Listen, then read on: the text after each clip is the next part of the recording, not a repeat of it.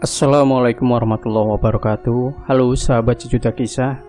Mudah-mudahan Anda masih selalu setia bersama kami, channel yang setiap hari selalu menyuguhkan cerita-cerita misteri yang menarik.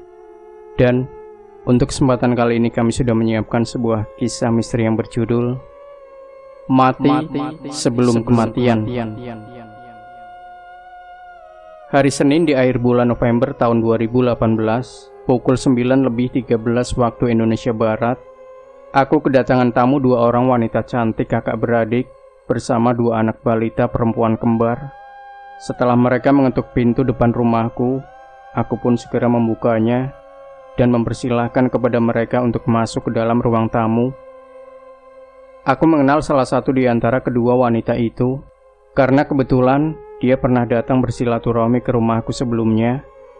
Setelah ku ingat-ingat, wanita berkulit putih dan bermata sipit itu bernama Mawar, sedangkan yang satunya lagi ternyata dia adalah kakaknya.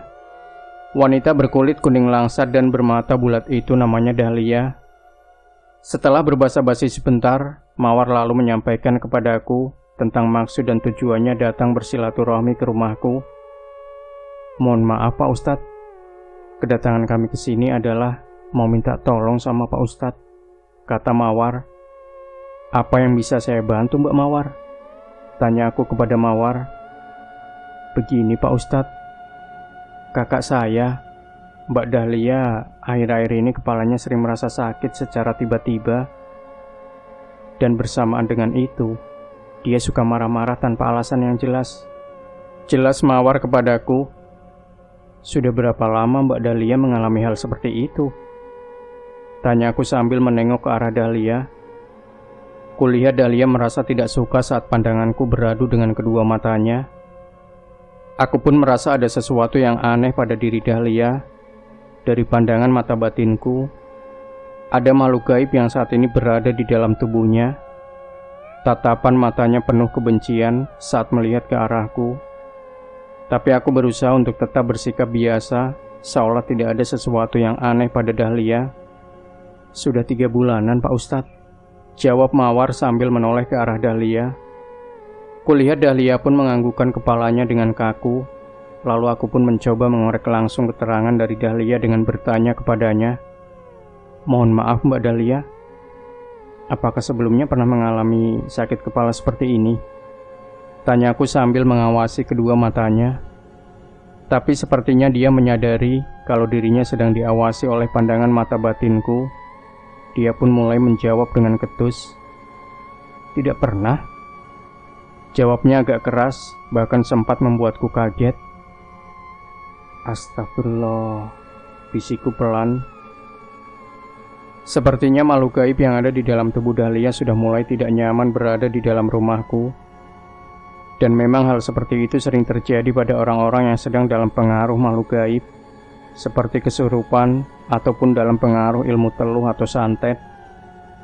Bahkan di antara mereka yang datang ke rumahku, ada juga yang mengalami pingsan ketika baru memasuki pintu gerbang halaman rumahku.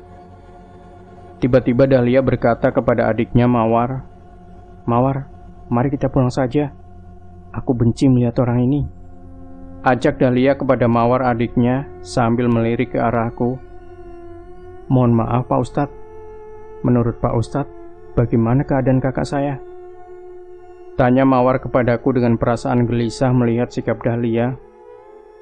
"Begini Mbak Mawar, menurut saya Mbak Dahlia ini sepertinya dalam pengaruh makhluk gaib yang dikirim oleh seseorang," jawabku. "Astagfirullah, terus bagaimana solusinya Pak Ustadz?" tanya Mawar. "Jalan satu-satunya Mbak Dahlia ini harus diruqyah dengan ruqyah syar'i Mbak Mawar," jelasku kepada Mawar. "Iya, silakan Pak Ustadz.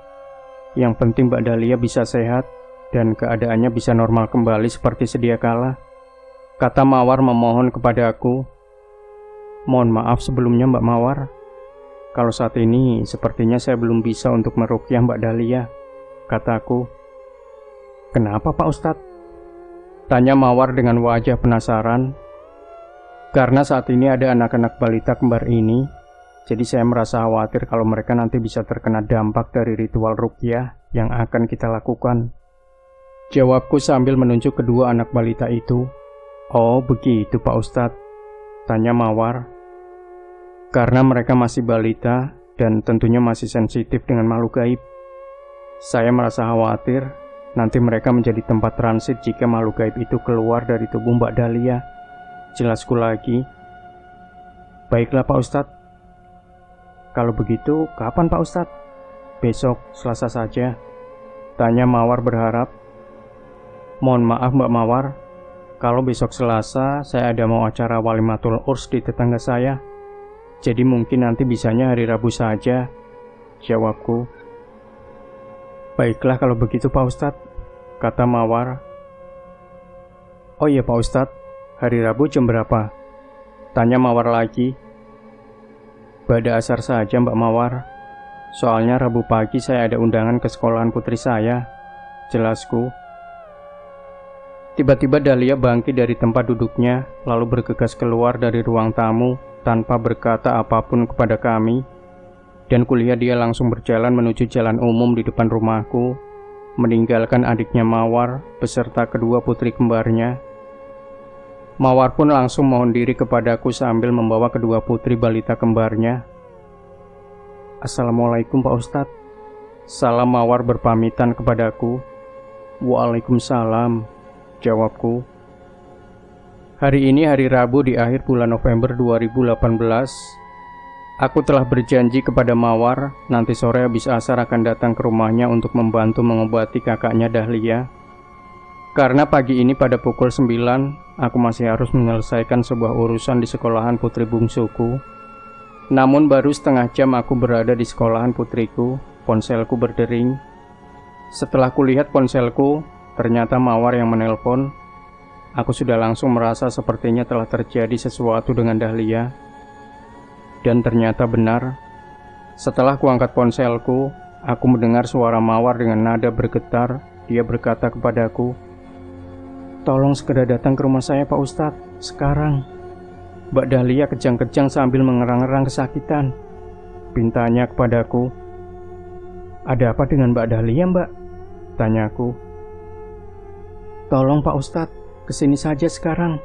Tolong Pak Ustadz," jawab Mawar sambil memohon kepadaku. "Baik Mbak Mawar, sekarang juga saya ke situ." Dan sambil menunggu kedatangan saya, "Tolong Mbak Mawar bacakan ayat-ayat suci Al-Quran di hadapan Mbak Dahlia," kataku. Aku pun segera meninggalkan sekolahan putri bungsuku dan langsung menuju ke rumah Mawar yang berjarak 2 km dari tempat tinggalku. Sesampainya di depan rumah Mawar, aku disambut oleh suami Dahlia yang masih mengenakan seragam montirnya. Dia pun mengantarku masuk ke dalam rumah. Sampai di tempat Dahlia berbaring, kulihat tubuh Dahlia sudah tidak bergerak sedikit pun. Dua orang anak perempuannya yang masih kecil-kecil itu pun sedang menangisi ibunya yang sudah tidak bernafas lagi. Mawar pun masih membaca ayat-ayat suci Al-Quran dengan terbata-bata sambil sesenggukan menangisi kakaknya. Kudekati tubuh Dahlia dan kupegang pergelangan tangannya. Denyut nadinya sudah tidak berdetak. "Bagaimana keadaan istri saya Pak Ustadz?" tanya Ajis, suami Dahlia kepadaku. Sesaat aku menghela nafas dalam-dalam, lalu kusampaikan apa yang terjadi sesungguhnya kepada Ajis. "Mohon maaf Mas Ajis, saya datang terlambat. Sebaiknya Mbak Dahlia kita bawa saja ke rumah sakit sekarang," jawabku. "Baik Pak Ustadz," jawab Ajis sambil berjalan menuju garasi mobil di samping rumah Mawar. Kami pun membawa Dahlia ke rumah sakit terdekat, dan sesampainya di rumah sakit, kami langsung disambut oleh tenaga medis yang berada di depan ruang IGD, dan langsung membawa tubuh Dahlia masuk ke dalam untuk diperiksa oleh dokter jaga saat itu. Kami pun menunggunya di ruang tunggu yang tersedia di rumah sakit itu. 15 menit kemudian, salah seorang dokter keluar dari ruang IGD dan menemui kami di ruang tunggu dan mengatakan, "Mohon maaf, bisa bicara dengan suami Ibu Dahlia?" tanyanya. "Iya, saya," jawab Ajis langsung berdiri dari tempat duduknya. "Mohon maaf Pak, Ibu Dahlia sudah meninggal dunia 30 menit yang lalu. Jadi pada saat beliau dibawa ke rumah sakit ini, beliau sudah meninggal, kata dokter jaga itu. Innalillahi wa inna ilaihi roji'un, ucap kami hampir bersamaan. Tangis Mawar pun meledak sambil menyebut-nyebut nama kakaknya. Mbak Dahlia, Mbak Dahlia, Mbak Dahlia. Kuhampiri Ajis, suami Dahlia yang mulai berkaca-kaca matanya, lalu kupeluk tubuhnya sambil kuusap punggungnya. Sabar Mas Ajis, sesungguhnya kita adalah milik Allah, dan sesungguhnya kita semua pun akan kembali kepada Allah, kataku sambil menenangkan Ajis. Iya Pak Ustadz, tapi saat ini saya belum bisa mengikhlaskan istri saya, katanya sambil meneteskan air mata. Aku sangat memahami perasaan Ajis, betapa sedihnya kehilangan orang yang sangat dicintainya. Bahkan aku pun mungkin akan merasakan hal yang sama jika aku berada di posisinya saat ini. Astagfirullah, bisiku lirih. Beberapa saat kemudian, atas kesepakatan Ajis dan Mawar serta keluarganya, jenazah Dahlia dibawa pulang ke rumah orang tuanya di kampung sebelah. Aku pun pulang kembali menuju ke rumahku. Sepanjang perjalanan, aku masih terbayang wajah almarhum Dahlia ketika pertama kali datang ke rumahku. Dia datang di rumahku yang pertama kali dan terakhir kalinya, dan entah kenapa seperti ada rasa penyesalan di dalam hatiku. Aku merasa turut bersalah atas meninggalnya beliau. Lalu akalku pun berpikir dan berandai-andai. Seandainya hari Senin kemarin waktu Mawar dan Dahlia datang ke rumahku, aku langsung merespon dan menindaklanjuti secara langsung dengan meruqyah Dahlia saat itu juga. Mungkin nyawa beliau masih bisa tertolong, pikirku dalam hati. Wallahu a'lam bishawab. Jenazah Dahlia masih berada di rumah ibunya dan tidak langsung dimakamkan, karena putra sulungnya yang duduk di kelas 2 SMK masih di Jakarta, sedang PKL di salah satu perusahaan swasta di sana, dan dia sudah dikabari tentang kematian ibunya, maka dia pun langsung minta izin kepada perusahaan untuk pulang.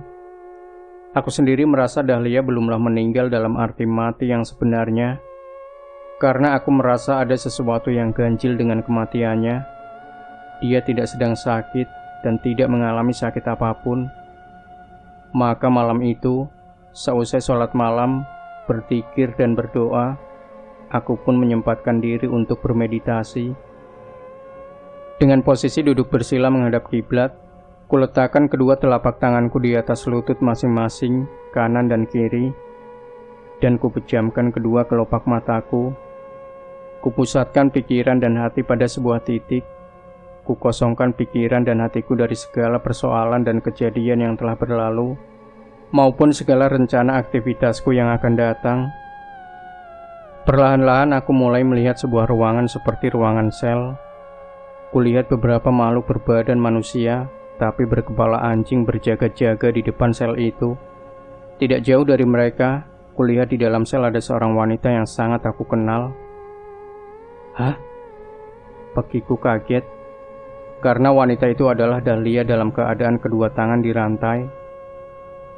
Sebelum aku menyelinap masuk ke dalam ruangan sel gaib itu, aku menggunakan ilmu hijib nasor sebagai wasilah untuk melindungi diri dari serangan makhluk gaib itu, sekaligus mengamalkan ilmu ijazah dari Romo Kiaiku terlebih dulu, yakni ilmu penyamar sukma, agar makhluk-makhluk yang berbadan manusia berkepala anjing itu tidak bisa melihat sukmaku.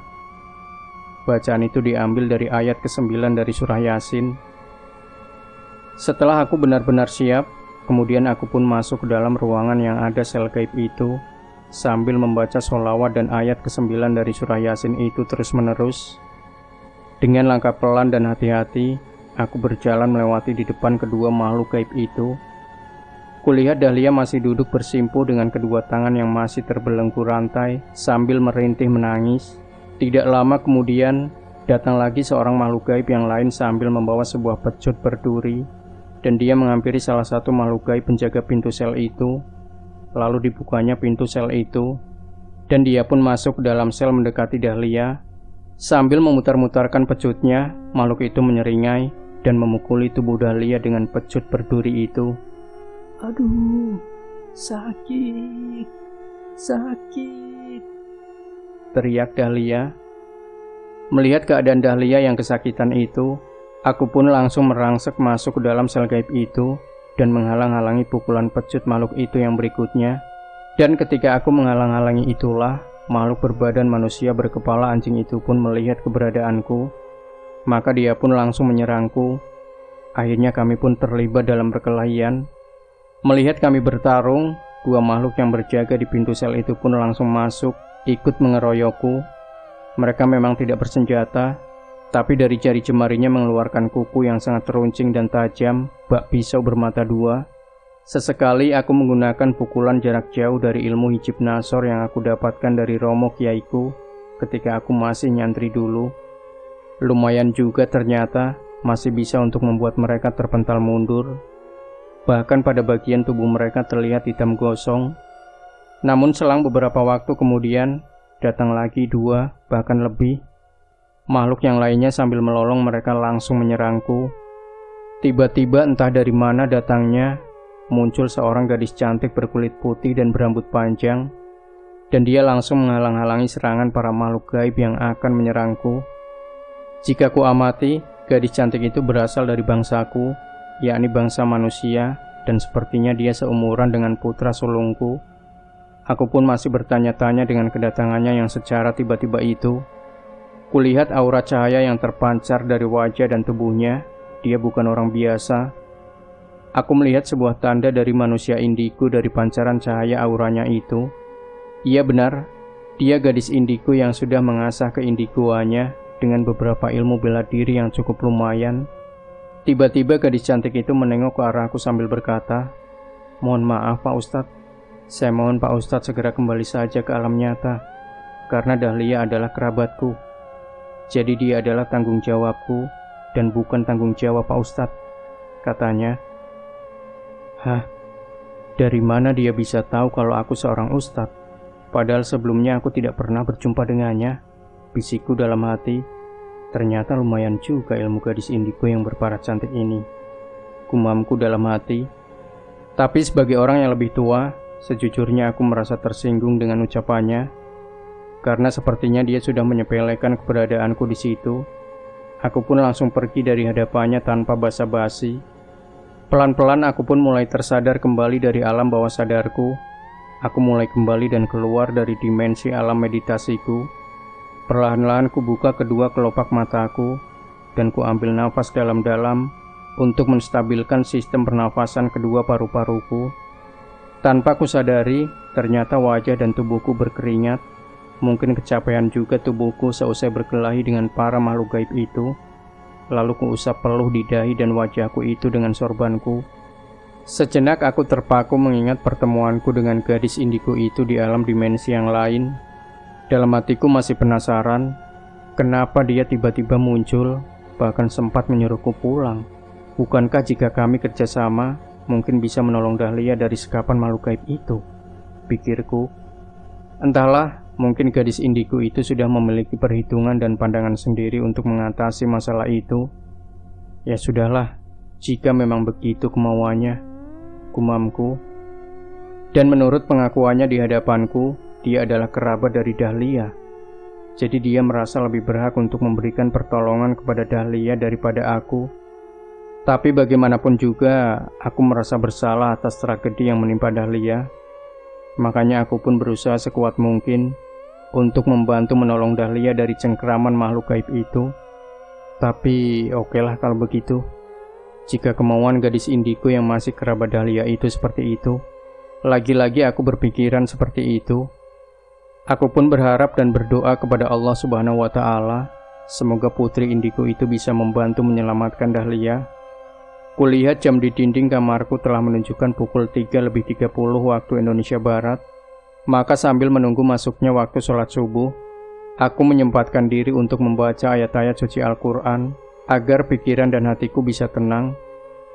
Hari ini adalah hari Kamis, dan pagi ini aku pun bersiap-siap akan bertaksiah ke rumah duka yang berjarak 1 kilometer dari tempat tinggalku. Aku juga ingin tahu tentang keadaan tubuh atau jenazah Dahlia pagi ini. Setidaknya aku berharap putri indigo itu telah bisa menolongnya. Tapi sebelum aku berangkat, aku kedatangan 2 orang tamu, maka aku pun menunda kepergianku saat itu. Meskipun rencanaku untuk takziah ke rumah duka di rumah orang tua Dahlia tertunda karena kedatangan 2 orang tamu di rumahku, tapi putri keduaku Tiara berangkat untuk bertakziah ke sana. Kebetulan antara Tiara dan Mawar masih punya hubungan kerabat, karena suami Mawar adalah paman dari suami Tiara. Sesampainya di rumah duka, Tiara pun disambut oleh Mawar, dan dia bersalaman sambil berpelukan. Tiara mengucapkan rasa bela sungkawanya kepada Mawar atas meninggalnya Dahlia. "Mbak Mawar, turut berduka cita atas meninggalnya Mbak Dahlia ya," ucap Tiara bersedih. "Iya Tiara, terima kasih," jawab Mawar. Setelah bersalaman dan berpelukan dengan Mbak Mawar, Tiara pun disambut oleh ibunya Mawar sekaligus ibu dari Dahlia. Dan tidak jauh dari Mawar, berdiri seorang gadis cantik berkulit putih dan berambut panjang, dan dia sepertinya masih kerabat Mawar. Dia langsung menghampiri Mawar dan bertanya, "Maaf Mbak Mawar, dia itu putrinya Pak Ustadz Adi ya?" Tanyanya sambil menunjuk ke arah Tiara. Mendengar namanya disebut, Tiara pun menghampiri gadis itu dan mengajak untuk berjabat tangan. "Benar Mbak, saya putri dari Pak Ustadz Adi," kata Tiara sambil menahan rasa heran karena gadis cantik itu mengenal nama abahnya. "Maaf Mbak, kamu kenal dengan abah saya?" tanya Tiara. "Benar Mbak, sebelumnya kami memang tidak saling mengenal, tapi semalam kami bertemu di dunia lain Mbak. Saat itu Pak Ustadz sedang menolong Mbak Dahlia yang sedang dikurung di dalam kerangkeng besi. Beliau sedang bertarung dengan makhluk berbadan manusia tapi berkepala anjing," jelas gadis putri indigo itu. "Tolong nanti sampaikan maaf saya kepada beliau, jika semalam mungkin sikap saya telah membuat hati Pak Ustadz tersinggung. Tapi maksud saya adalah agar Pak Ustadz tidak terlibat terlalu dalam, karena nanti pasti akan berlanjut terus. Saya tidak ingin orang baik dan jujur seperti beliau berurusan dengan dukun-dukun durhaka berhati iblis seperti mereka," jelas gadis putri indigo itu lagi. "Iya Mbak, tidak apa-apa. Saya percaya Abah juga mungkin sudah memahami sikap kamu," kata Tiara berusaha untuk tetap bersikap santun. Tiara masih penasaran dengan gadis cantik berambut panjang itu. Bagaimana dia bisa tahu bahwa aku adalah putri dari Pak Ustadz Adi? Gumamnya dalam hati. Beberapa saat kemudian, Tiara melihat gadis cantik itu mendekati jenazah Dahlia di atas keranda yang masih berada di dalam ruang tamu, dan menyuruh Mawar untuk mengambil segenggam beras.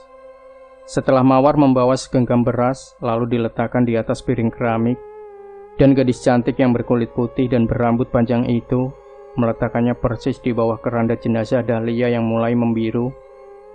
Tiara melihat gadis itu duduk bersila di depan jenazah Dahlia yang berada di atas keranda itu, dan belum lama gadis itu membaca beberapa untayan kalimat doa.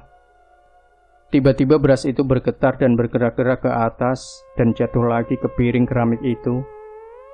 Tiara juga melihat ada keringat yang keluar dari kening jenazah Dahlia. Aneh, padahal Dahlia kan sudah meninggal. Kok keningnya masih bisa mengeluarkan keringat? Tanyanya dalam hati keheranan. Semua orang yang bertakziah saat itu ikut menyaksikan kejadian aneh itu. Ibu Dahlia yang ikut menyaksikan kejadian itu pun menangis dan bertanya kepada gadis itu, "Sebenarnya apa yang terjadi dengan anakku Dahlia?" Tanyanya sambil menangis dan menatap gadis indigo itu. "Mohon maaf Bude, saat ini saya belum bisa menjelaskan peristiwa yang sebenarnya menimpa kepada Mbak Dahlia," jawab gadis itu. "Saat ini saya hanya sedang berusaha untuk merebut sukma dari jenazah Mbak Dahlia yang telah mereka ambil. Dan untuk lebih jelasnya, nanti Bude bisa menanyakan kepada Pak Ustadz Adi. Sepertinya beliau tahu masalah ini," jelasnya lagi. "Ya sudah, tolong kalau ritualmu sudah selesai, tolong segera hubungi Pak Lebe untuk mempersiapkan pemakaman jenazah Dahlia," kata ibunya Dahlia sambil terisak dan masuk ke dalam kamarnya. Baik, Budi, jawab gadis itu singkat. Setelah ritual yang dilakukan gadis indigo itu selesai, bersamaan dengan itu pula, putra sulung dari almarhumah Mbak Dahlia tiba dari Jakarta di ruang tamu dan langsung menghampiri jenazah ibunya sambil dipeluk dan menangisinya. Maka orang-orang yang sedang takziah yang berada di ruang itu pun ikut meneteskan air mata terharu. Setelah semua keluarga dan kerabat dari almarhumah Dahlia berkumpul, maka mereka pun segera menutup kerandanya, lalu dibawa ke musola terdekat untuk disolati. Selesai disolati, jenazah Dahlia langsung diberangkatkan menuju pemakaman umum yang berjarak 2 km dari tempat tinggal ibunya itu. Anakku Tiara menelponku memberitahukan keberangkatannya ke pemakaman, tapi aku tidak bisa ikut untuk mengantarkan jenazah Dahlia ke pemakamannya, karena aku masih harus menemui kedua orang tamuku sampai urusan mereka selesai. Setelah kedua orang tamuku berpamitan, aku segera bersiap-siap untuk menyusul ke pemakaman. Aku pun menelpon Tiara untuk menanyakan pemakamannya. Tapi ternyata pemakaman jenazah Dahlia sudah selesai. Bahkan Tiara juga sedang dalam perjalanan pulang menuju ke rumahku. Terlambat, bisikku. Tidak lama kemudian, kulihat Tiara telah kembali dari pemakaman dan memasuki rumahku. Assalamualaikum. Uluk salam Tiara sebelum masuk ke dalam rumahku. Waalaikumsalam, jawabku. Bagaimana proses pemakaman jenazah Dahlia, Tiara? Tanyaku. Alhamdulillah lancar, Abah. Syukurlah, gumamku lirih. Memang ada apa, Abah? Tanya Tiara penasaran. Tidak ada apa-apa. Oh ya, apakah Tiara bertemu dengan gadis cantik berkulit putih dengan rambutnya yang lurus panjang pada waktu di rumah duka? Tanyaku mulai menyelidik. Oh iya, Abah. Dia namanya Mbak Putri. Dia juga mengenal Abah. Katanya sempat bertemu dengan Abah ketika sedang berusaha untuk menyelamatkan Mbak Dahlia di dunia lain. Jelasnya. Siapa sebenarnya dia, Abah? Karena pada saat melihat Tiara di rumah duka, dia bisa langsung tahu bahwa Tiara ini putri Abah. Jelasnya lagi sambil bertanya. Dia gadis indigo. Dan menurut pengakuannya, dia masih kerabat dari keluarga almarhumah Dahlia. Kami bertemu di dunia lain pada saat sama-sama ingin membantu menyelamatkan Sukma Dahlia dari cengkraman makhluk gaib yang berbadan manusia, tapi berkepala anjing. Jawabku. Mohon maaf, Abah. Sebenarnya apa yang terjadi dengan Mbak Dahlia? Tanya Tiara. Ceritanya cukup panjang. Suatu saat nanti, Abah akan menceritakannya kepadamu. Tapi tidak bisa sekarang, karena masih ada urusan yang berhubungan dengan kematian Dahlia yang harus Abah selesaikan nanti. Jawabku. Oh ya, Abah. Kata Tiara menimpali jawabanku. Pada sore harinya, seusai sholat Isya, aku pun berangkat menuju rumah duka untuk mengikuti acara doa bersama dan tahlilan atas meninggalnya Dahlia.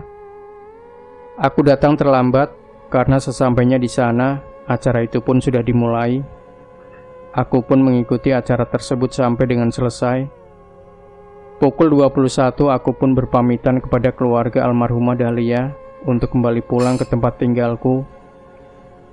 Dan pada malam harinya, aku bermimpi. Dan dalam mimpiku itu aku mendatangi rumah Dahlia. Kulihat banyak orang berkerumun di halaman, atau tepatnya di jalan raya di depan rumah Dahlia. Aku pun memasuki rumah Dahlia, dan sesampainya di dalam rumah itu, aku hanya melihat suami dan anak-anak Dahlia. Kulihat suami dan anak-anaknya sedang tertunduk menangis. Tidak lama kemudian aku pun keluar dari rumah itu dan berjalan menuju halaman rumahnya. Kulihat orang-orang itu tiba-tiba meninggalkan rumah Dahlia dan berjalan menuju rumah masing-masing.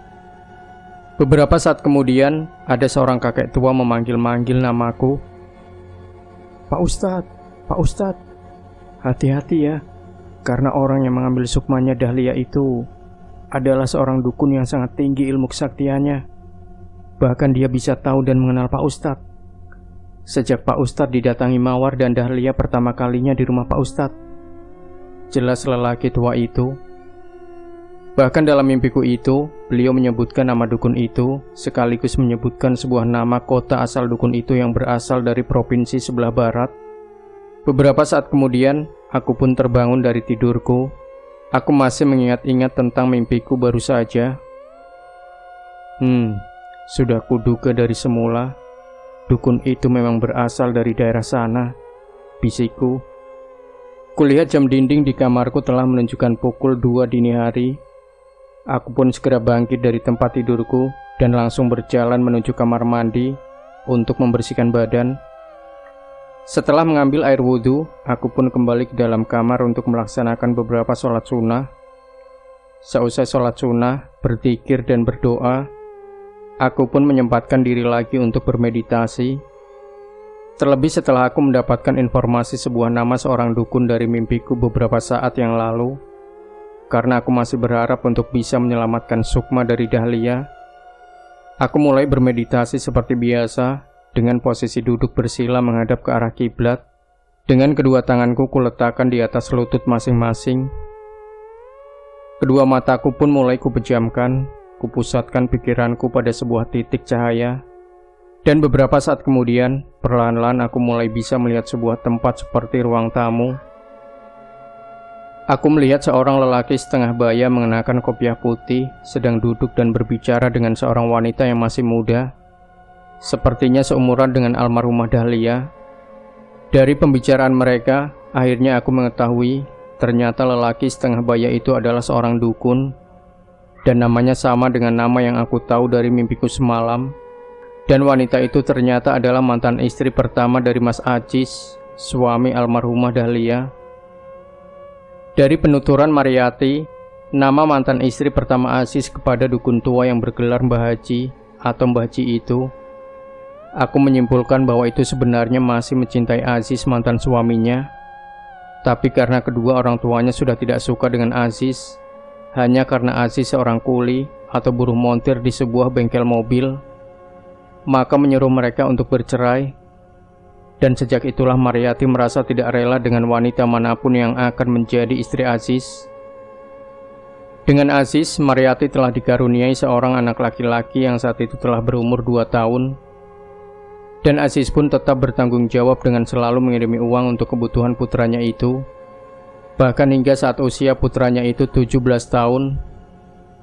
Namun seiring dengan berjalannya waktu, beberapa tahun setelah Aziz menikah dengan Dahlia, mereka pun telah dikaruniai 3 orang anak, dan kehidupan ekonomi mereka pun mengalami kemajuan, sehingga hal ini membuat Mariati merasa menyesal dan sakit hati. Dan entah siapa yang telah memprovokasi hatinya.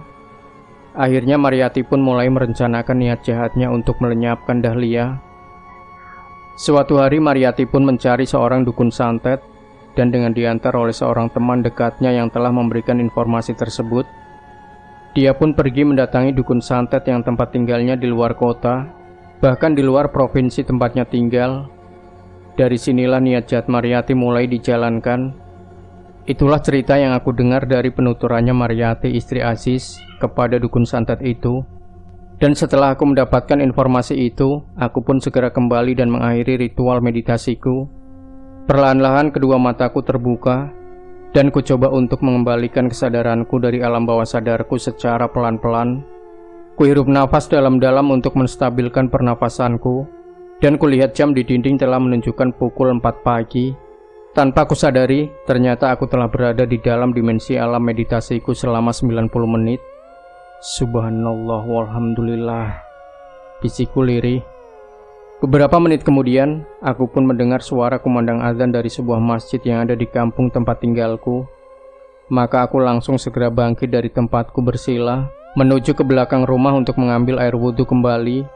Kemudian setelah merapikan baju gamisku, aku pun berangkat menuju ke masjid untuk melaksanakan sholat subuh secara berjamaah. Beberapa hari telah berlalu, bahkan acara doa bersama dan tahlilan di rumah duka pun telah selesai selama 7 malam berturut-turut. Dan pada hari yang ke-9, pada sore hari aku kedatangan tamu beberapa orang wanita. Mereka adalah Mawar, adik almarhumah Dahlia, bersama ibunya serta Melati kakak Mawar. Setelah menjawab peluk salam dari mereka, aku pun mempersilahkan kepada mereka untuk memasuki ruang tamu rumahku. "Bagaimana kabar Mbak Mawar, Ibu dan Mbak Melati? Sehat semua?" tanyaku kepada mereka membuka percakapan. "Alhamdulillah, kami sehat semua Pak Ustadz. Cuma Ibu yang mungkin masih kurang sehat, karena selama beberapa hari ini selalu kurang istirahat," jawab Melati kakak Mawar. "Syukur, alhamdulillah. Semoga Ibu pun segera pulih dan sehat kembali seperti sedia kala," kataku berharap sambil mengatupkan kedua telapak tanganku yang kutujukan kepada Ibu Mawar. "Terima kasih atas doa dari Pak Ustadz," kata Melati. "Begini Pak Ustadz, kedatangan kami ke rumah Pak Ustadz pertama adalah silaturahmi, dan yang kedua adalah untuk mengantar ibu kami yang ingin bertemu dengan Pak Ustadz. Kata beliau ada sesuatu hal yang ingin ditanyakan kepada Pak Ustadz seputar tentang kematian Mbak Dahlia," jelas Mawar kepadaku. "Betul Pak Ustadz, saya sebagai ibu kandung dari almarhumah Dahlia sampai saat ini masih kepikiran terus dengan dia. Sepertinya ada sesuatu yang janggal dengan kematiannya," kata ibu dari Mawar dan Melati itu. Saat itu ibu pernah menanyakan hal ini kepada Putri, keponakan ibu yang indigo itu. Tapi kata Putri, ibu disuruh menanyakan langsung kepada Pak Ustadz. Katanya Pak Ustadz yang tahu lebih banyak tentang masalah ini. Jelas ibu mereka yang usianya hanya terpaut 4 tahun lebih tua dariku. Akhirnya, dengan bekal informasi yang aku dengar dan aku dapatkan, baik dari Aziz suami almarhumah Dahlia, maupun ketika aku bermeditasi, aku sampaikan semuanya kepada beliau, ibu almarhumah Dahlia. Dan tanpa sengaja aku telah membuat ibu mereka kembali meneteskan air matanya karena merasa sedih telah kehilangan salah satu putri kandungnya. "Terus, bagaimana keadaan almarhumah Dahlia saat ini Pak Ustadz? Apakah dia sudah meninggal dalam arti yang sesungguhnya? Ataukah sukmanya masih berada di dalam kerangkeng gaib mereka? Atau bagaimana?" tanya ibu mereka lagi.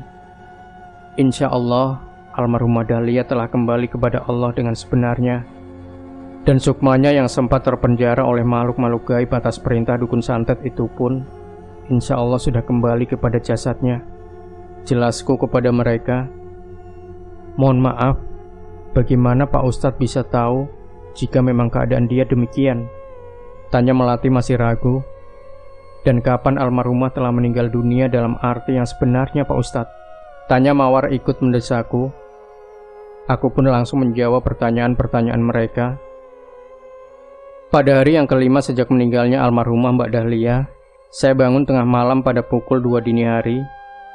Dan pada saat saya berjalan menuju ke kamar mandi, lalu mengambil air wudhu, saya merasakan kehadiran almarhumah saat itu.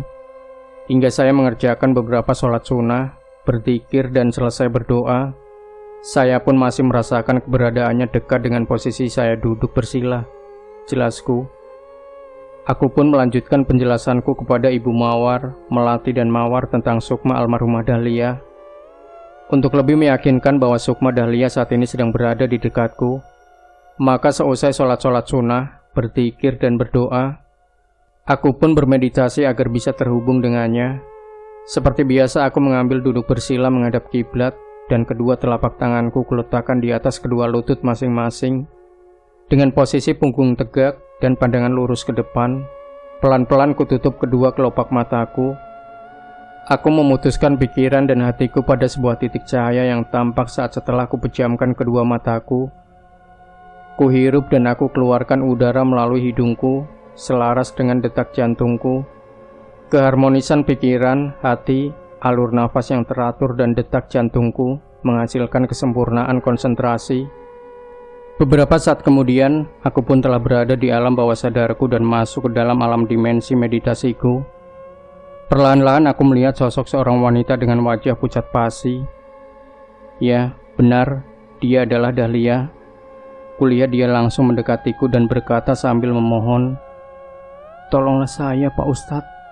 Hari ini adalah hari kematianku yang sesungguhnya dari Tuhan. Untuk itu saya mohon pertolongan yang terakhir kalinya kepada Pak Ustadz," kata Dahlia. "Insya Allah, saya siap menolongmu. Tapi apa yang harus saya lakukan agar bisa menolongmu?" Tanyaku kepada Dahlia. Sebentar lagi malaikat maut akan menjemput rohku yang masih menyatu dengan sukmaku.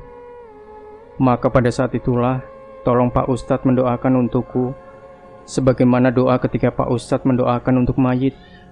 Jelas Dahlia kepadaku. Baiklah, aku siap, jawabku.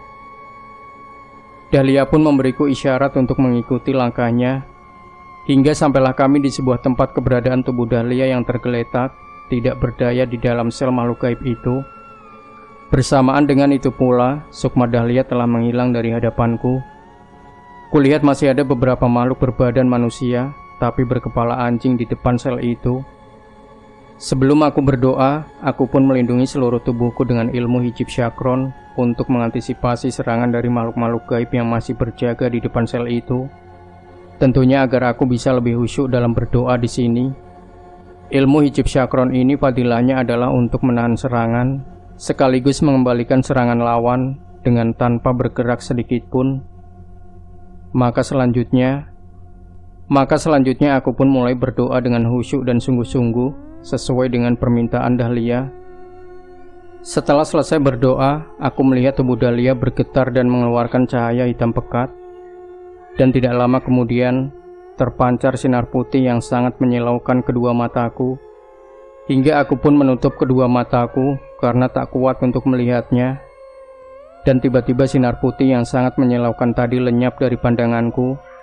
Bersamaan dengan itu pula, lenyaplah sel gaib itu bersama dengan makhluk-makhluk gaibnya. Entah kemana aku tidak tahu.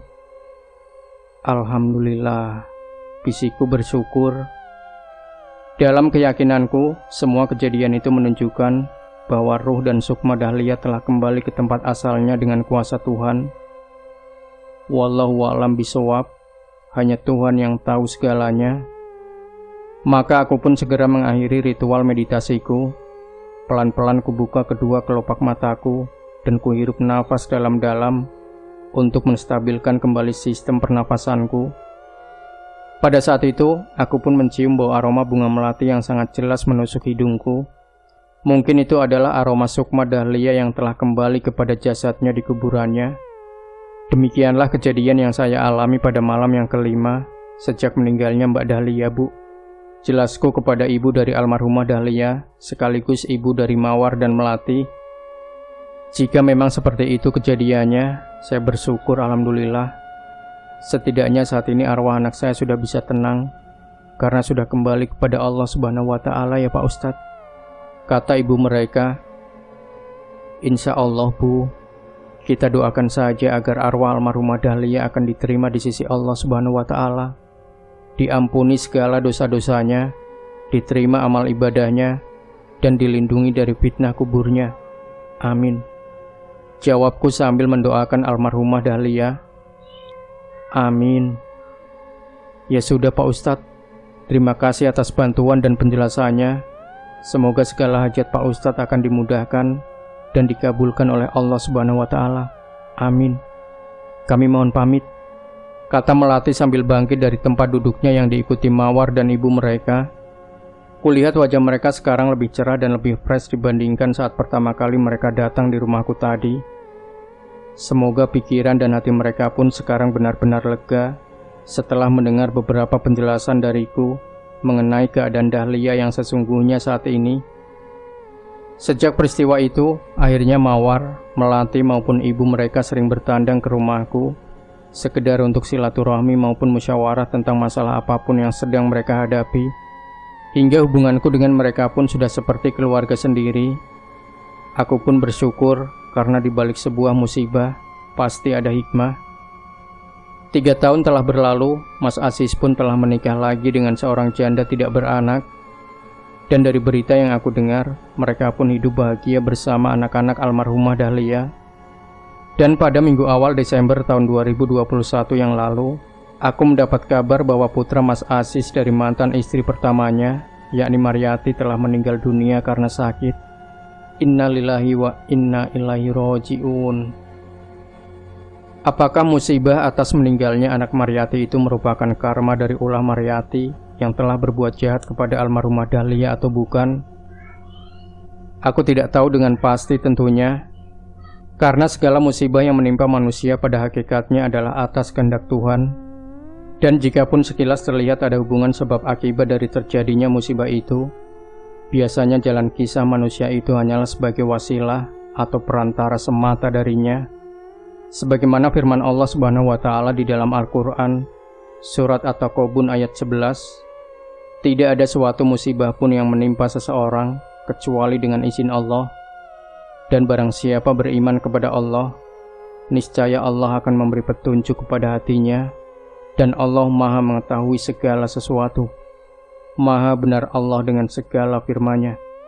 Semoga kisah nyata ini bermanfaat dan bisa diambil hikmahnya untuk kita semua. Amin. Demikian sahabat Sejuta Kisah, jangan lupa berikan komentar Anda, like, share video ini, subscribe channel Sejuta Kisah, dan nantikan kembali cerita-cerita misteri terbaru dari kami. Wassalamualaikum warahmatullahi wabarakatuh.